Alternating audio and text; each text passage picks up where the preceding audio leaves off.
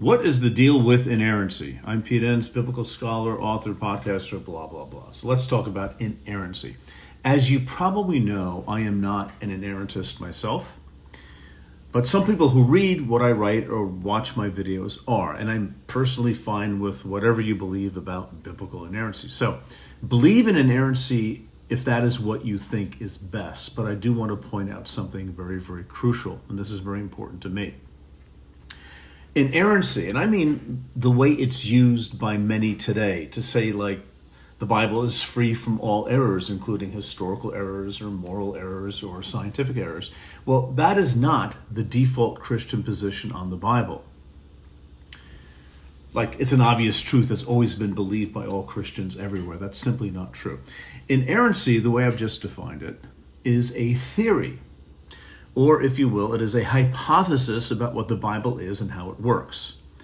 And any theory is only as good as the support that the theory has. See, there's an old adage, maybe you've heard this, that if you find one thing that doesn't fit a theory, it's an exception. If you find two things that don't fit, well, you've got a subcategory.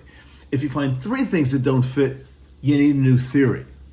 So the reason I am not an inerrantist is because I see a lot more than three things that are a problem with it. So when people ask me, whether I'm an inerrantist or not, and I say no, they will say, oh, okay, well, if you're not an inerrantist, that means you're an errantist. And I say, well, no, not that either. See, the whole discussion of whether the Bible is inerrant or not is posed as like the most important question to ask, but I don't think it is.